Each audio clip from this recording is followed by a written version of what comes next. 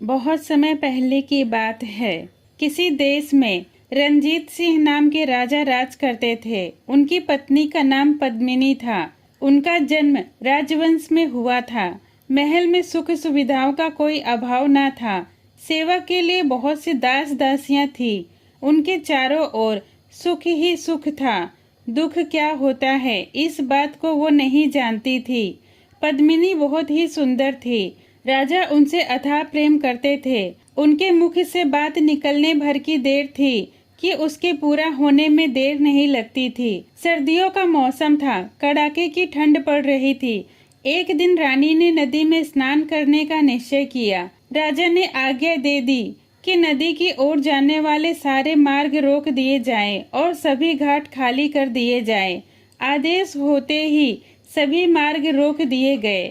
नदी के तट व घाट निर्जन हो गए। जो लोग घाटों के किनारे झोपड़ी बनाकर रहते थे वो भी उन्हें छोड़कर चले गए। अब वहाँ केवल पक्षियों का कलरव सुनाई दे रहा था। रानी अपनी सखियों के साथ घाट पर पहुंची। नदी के तट पर उनका हास परिहास गूंजने लगा। उस समय सूर्य पूर्व दिशा में उगा था। रानी ने अपनी सखियों के साथ नदी की झिलमिल धारा में स्नान किया। पानी बहुत ठंडा था। ठंडे पानी में स्नान करके रानी बुरी तरह ठिठुर गई और थरथर कांपने लगी।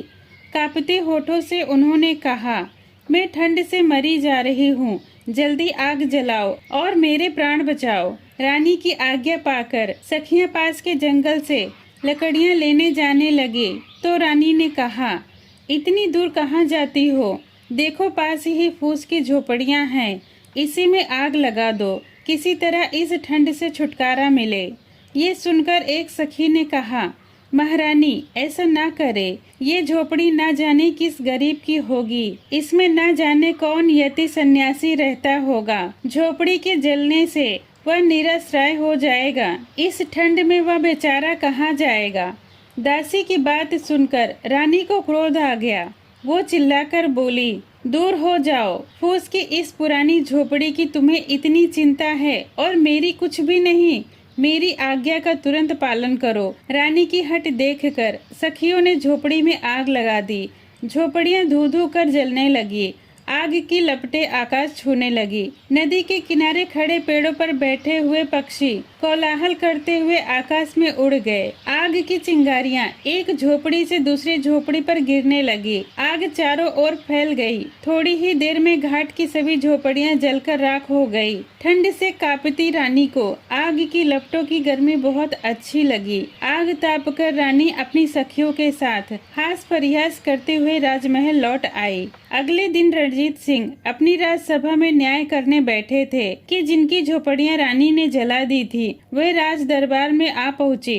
रोते हुए उन्होंने राजा से अपनी दुख भरी कहानी सुनाई। अपनी प्रजा की बातें सुनकर राजा का सिर लज्जा से झुक गया। उनका चेहरा क्रोध से तमतमा उठा। वे सभा से उठकर एकदम राजमहल में चले गए। रोषपूर्ण स्वर में राजा ने कहा, रानी, तुमने निर्दोष दीन दुखियों के घर जला दिए, ये तुम्हारा कैसा राजधर्म है? ये सुनते ही रानी रूठ कर बोली, उन फूस की टूटी फूटी झोपड़ियों को आप घर कहते हैं? उनके न रहने से किसी को क्या हानि हो सकती है, और अगर होगी भी तो कितनी? अपनी रानी के एक क्षण के प्रमोद के लिए लोग न जाने कितना खर्च कर देते हैं, और आप घास फूस की झोपड़ियों के लिए इतना क्रोध कर रहे हैं। रानी की बात सुनकर राजा ने दासियों को रानी के सभी राजसी वस्त्र व आभूषण उतारने व उन्हें भिखारिन के कपड़े पहनाने को कहा। राजा की आज्ञा से दासियों ने महारानी के राजसी वस्त्र व आभूषण उतार दिए और भिखारिन के कपड़े पहना दिए। राजा ने रानी को राजमहल से बाहर ले जाकर कहा,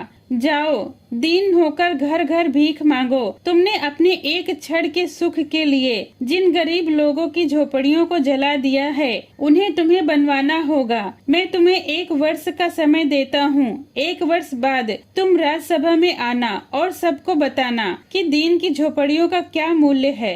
रानी 1 वर्ष तक राजमहल से बाहर रही। गर्मी, सर्दी और वर्षा सहते हुए उन्होंने कठिन परिश्रम किया। तब जाकर पूरे 1 वर्ष में वे झोपड़ियाँ बनकर तैयार हुई। अब रानी को झोपड़ी का वास्तविक मूल समझ में आ गया था। राजा उन्हें आदर पूर्वक महल में ले आए। तो दोस्तों, आपको ये कहानी कैसी लगी कमेंट में जरूर बताएं। वीडियो पसंद आई हो तो लाइक करें। ऐसी ही कहानियों के लिए मेरे चैनल को सब्सक्राइब करें। ये वीडियो देखने के लिए आपका धन्यवाद।